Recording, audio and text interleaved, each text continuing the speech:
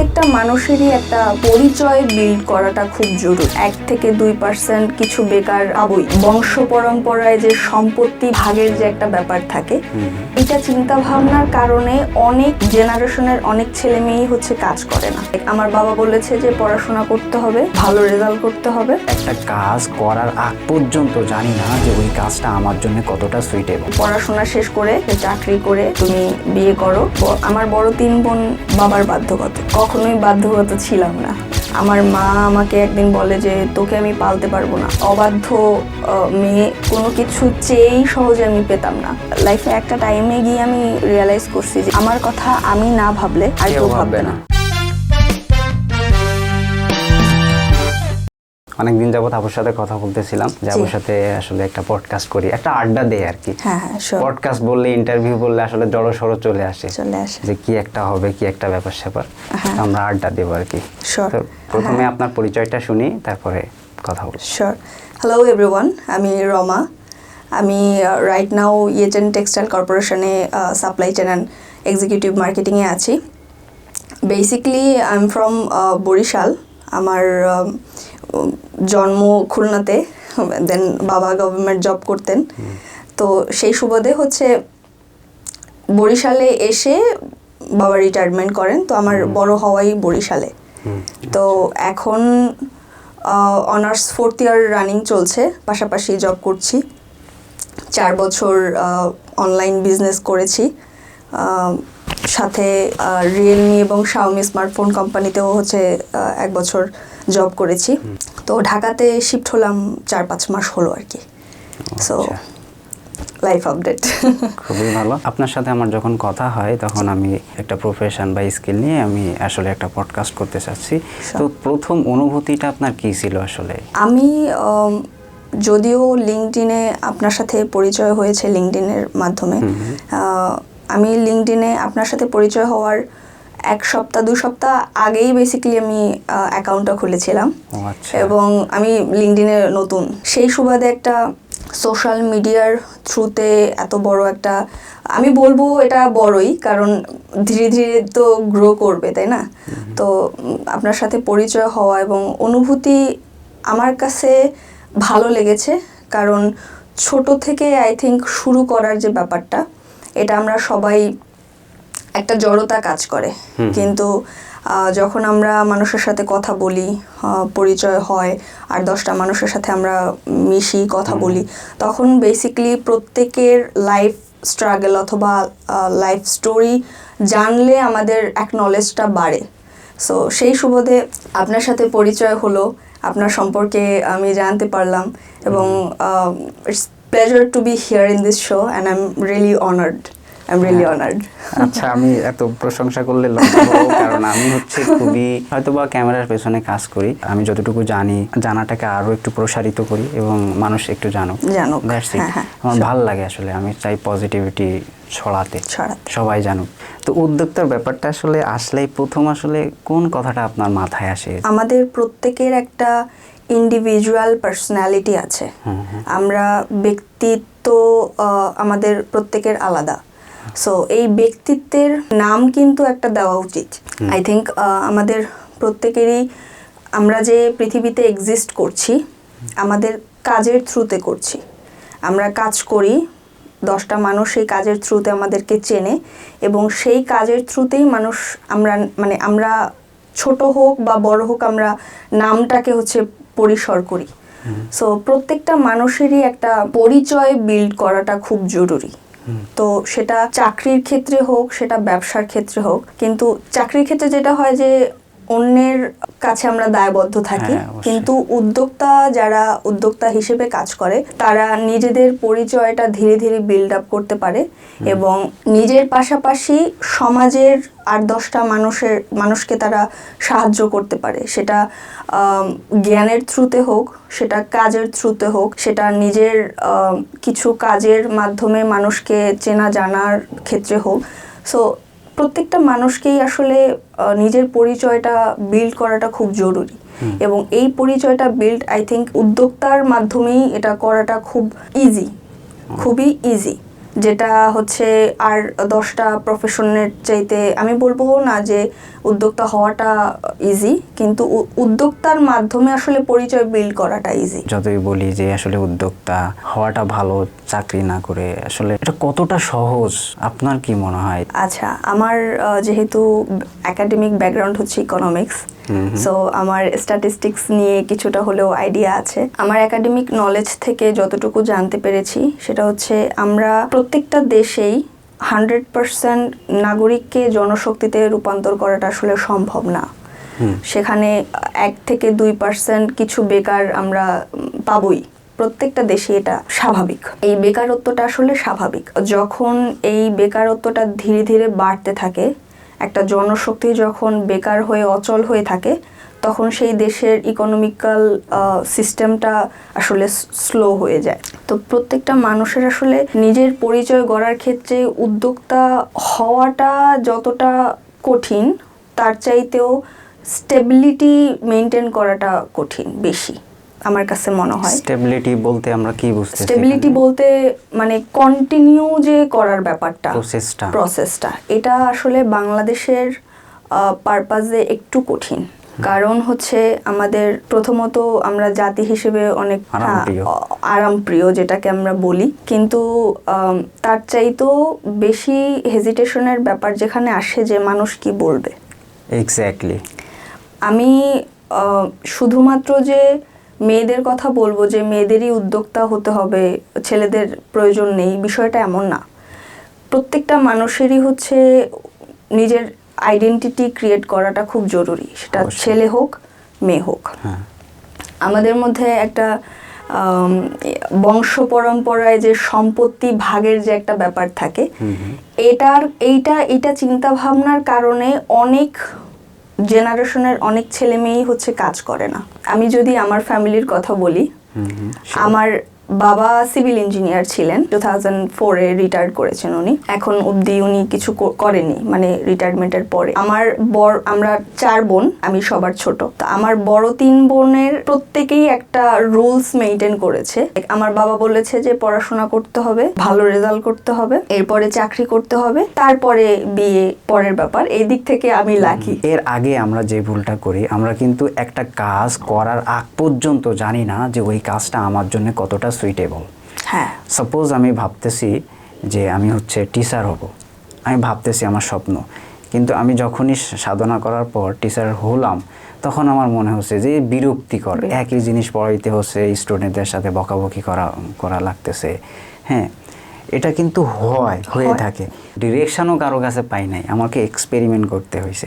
আমি প্রথম graphic design করা শুরু করলাম। আচ্ছা। তো গ্রাফিক ডিজাইন করতে গিয়ে দেখলাম আমি কালারই চিনি না। কালার ব্লাইন্ড বলে একটা কথা আছে না, তো আমার কাছে মনে হয় যে এই কালার ওকে, আমার ক্লায়েন্ট বলতেছে হ্যাঁ। এই ক্রিয়েটিভ কাজটা তো অন্য কোনো কাজ নেই। আপনি এখন অফিস থেকে আসছেন, 10 মিনিট আগে বের হইতে হইলে আপনার যে এই স্যারকে রিকোয়েস্ট করতে হবে, আমি কি যাব, আমার একটা কাজ আছে, যে যার অ্যাপ্রোচ করতে। শুধু কাজ আছে তা না, কোথায় যাবেন, হ্যাঁ, কত দূর যাবেন, আপনি ওখান থেকে ফিরবেন কয়টায়, এই সুবাদে আরো 4-5টা লাইন অ্যাড হয়। ওখানেই হচ্ছে মানে 10 থেকে 15 মিনিট ওখানেই শেষ কৈফিয়ত দিতে দিতে। এই হচ্ছে বিষয়। আমার ফ্যামিলি এক্সট্রিমলি কনজারভেটিভ ফ্যামিলি।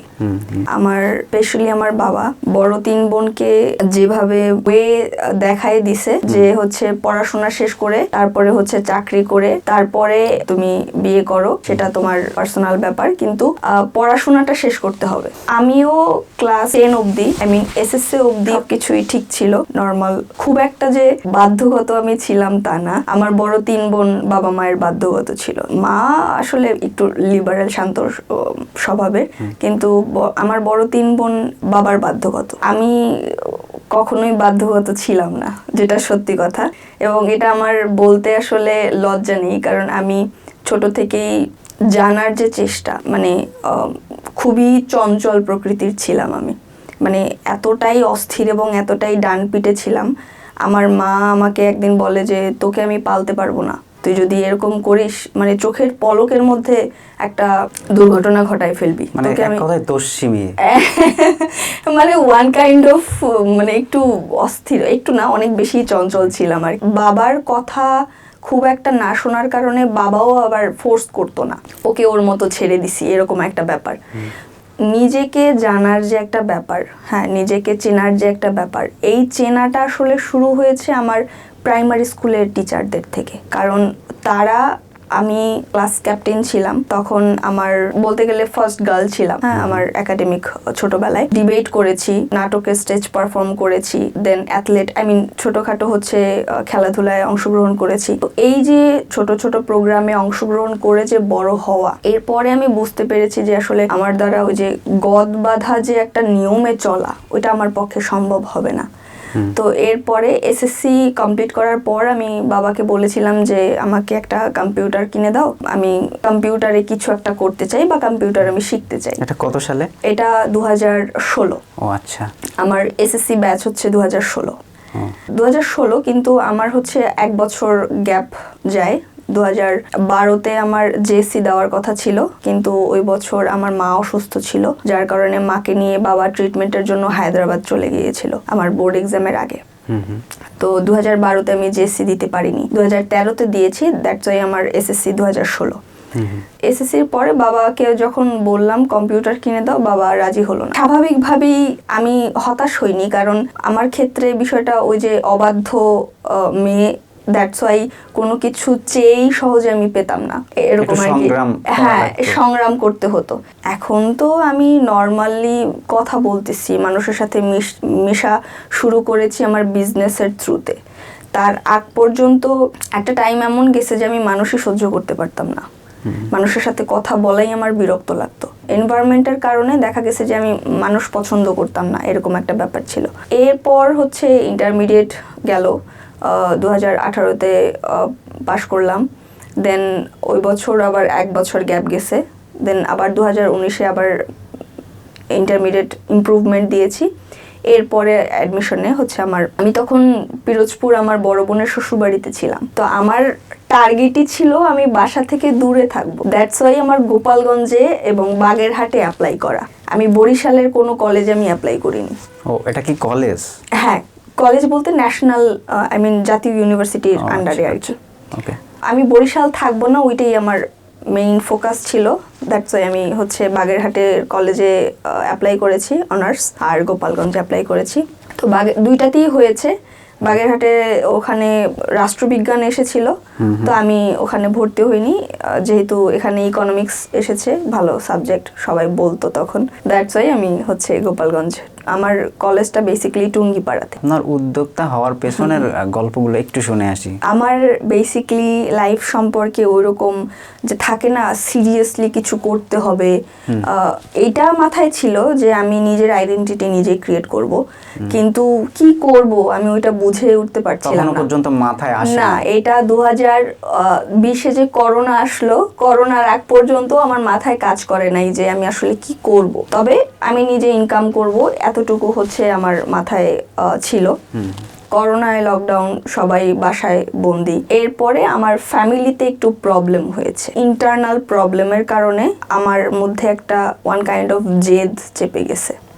ও একদিন হচ্ছে একটু বলি, আমার বাবা বকাবকি করছিল, হ্যাঁ সারাদিন শুয়ে বসে থাকে, হ্যাঁ ফোন চাপে। আমার ক্লাস 9-এর পর থেকে আমার সেপারেট রুম, সেলার হিসেবে কাজ করা শুরু করলাম।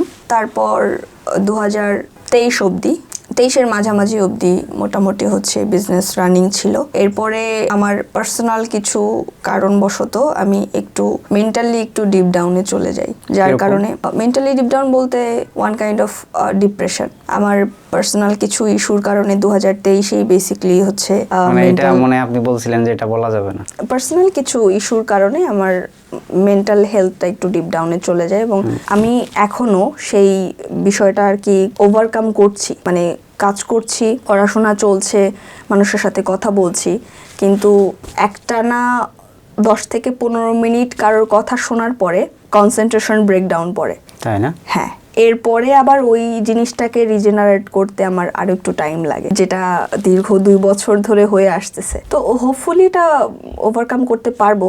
আমি রিসেন্টলি মেডিটেশন করা শুরু করেছি, যেটা হয় না যে আসলে লাইফের সবকিছুই আনসার্টেন, কখন কি হবে কিছু বলা যায় না। অবশ্যই না। So, মানে এই টাইমটা থেকে আমি এখন যাচ্ছি, হোপফুলি এটা আমি ওভারকাম করতে পারবো। সো ইনশাআল্লাহ। নিজের সাথেই ওয়ান কাইন্ড অফ স্ট্রাগল চলছে আমার। আমি কিন্তু গতকাল রাতেও ঘুমাইনি।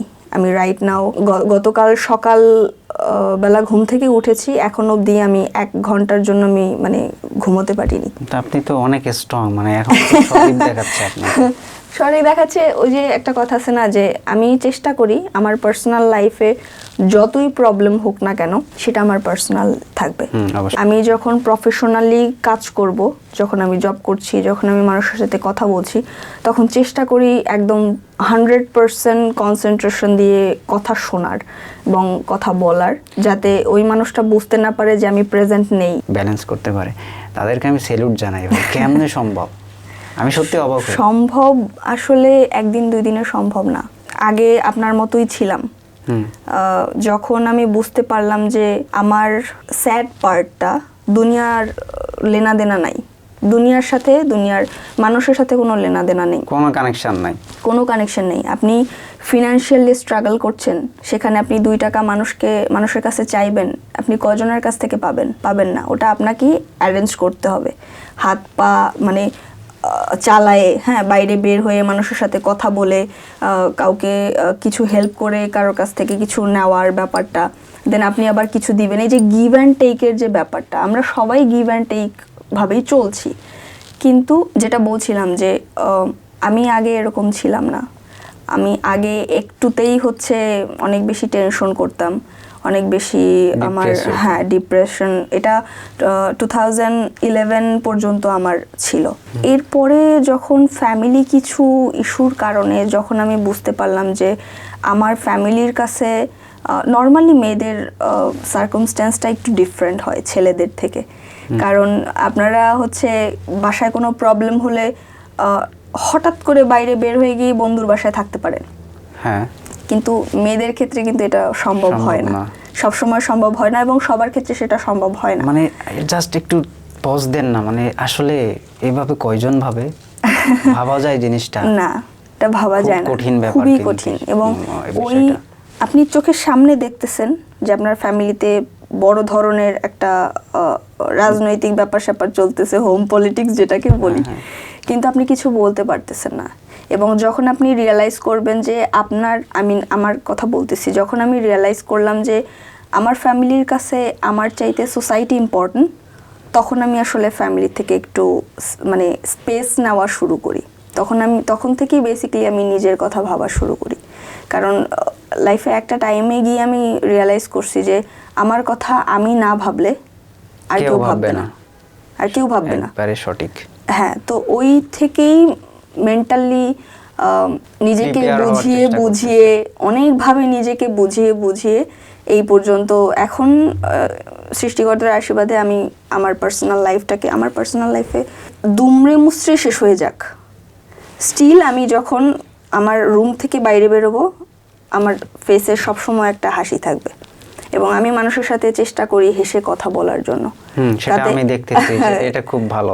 হ্যাঁ, কারণ হচ্ছে আমি আমার পার্সোনাল ইস্যুর কারণে আমি অন্য একটা মানুষের সাথে রুড বিহেভ করলাম, এবং সেই বিহেভিয়ারের থ্রুতে সেই মানুষটা কষ্ট পাবে, সেই কষ্ট পেলে তার পুরো দিনটাও খারাপ যাবে। হ্যাঁ, এবং ওইটার যে এফেক্ট কোনো না কোনোভাবে প্রকৃতি আমাকে দিবে। সো এটা কিন্তু একটা সার্কেলে ঘুরতে থাকে, একটা রিভেঞ্জ আপনি পাবেন, একটা রিভেঞ্জ আমি পাবো।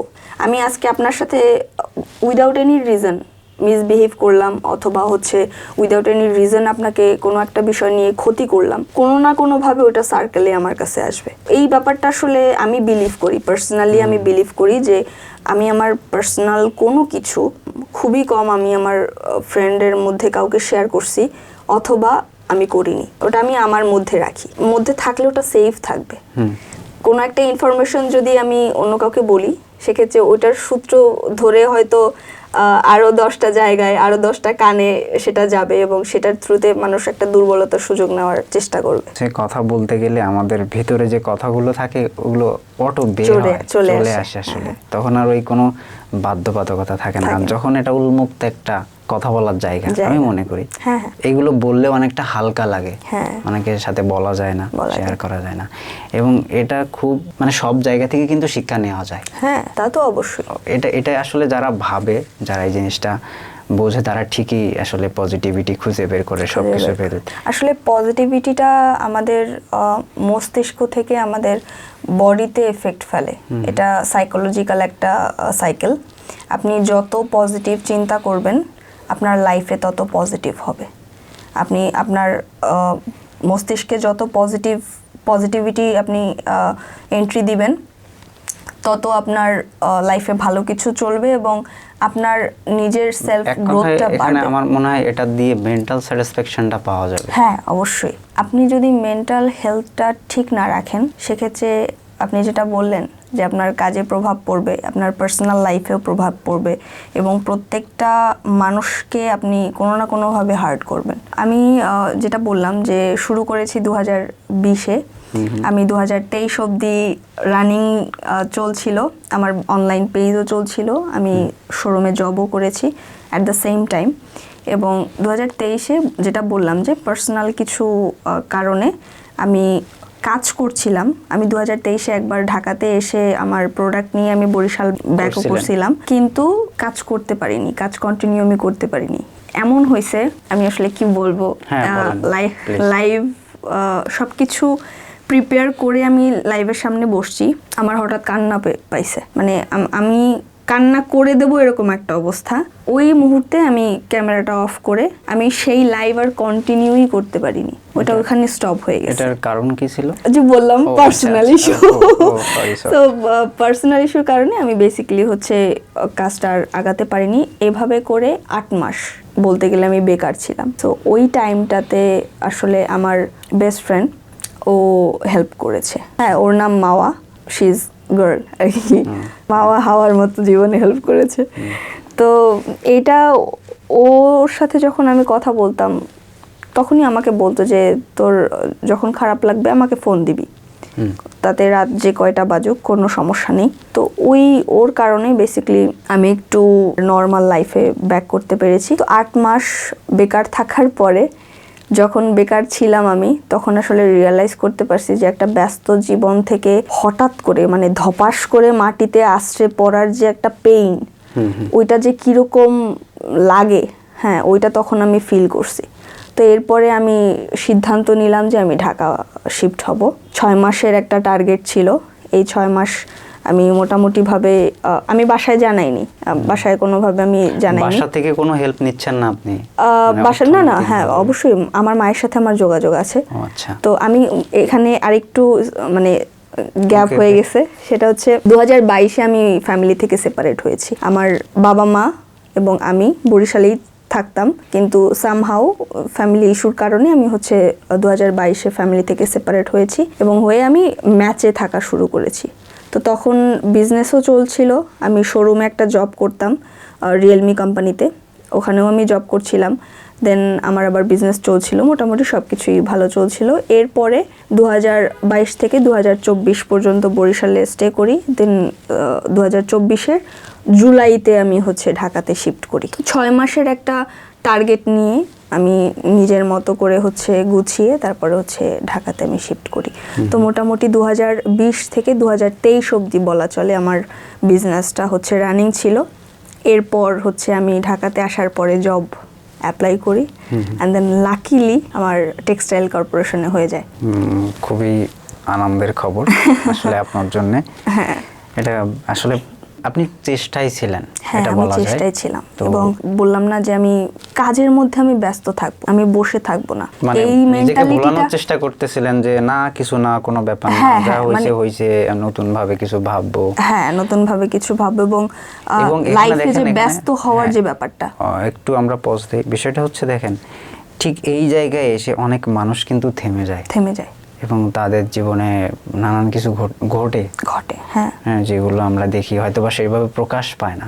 এরকম মুহূর্তগুলো মানুষের জীবনে আসে। যারা এরকম টিকে থাকতে পারে, যারা মনোবলটা ঠিক রাখতে পারে, আলটিমেটলি তারা কিন্তু গেইন করে। হ্যাঁ, এবং আমি এখানে একটু বলবো যে ডেফিনেটলি সৃষ্টিকর্তার একটা শক্তি তো আছেই, এবং সৃষ্টিকর্তার একটা মানে যে আমি বলবো আশীর্বাদ যেটা, সেটা তো ডেফিনেটলি ওটা কাজ করে। এবং পাশাপাশি হচ্ছে বন্ধু বান্ধবদের মধ্যে যদি আপনি পজিটিভ ফ্রেন্ড সার্কেল আপনার থাকে, সেক্ষেত্রে খুবই হেল্প করবে বিষয়টা থেকে ওভারকাম করার জন্য।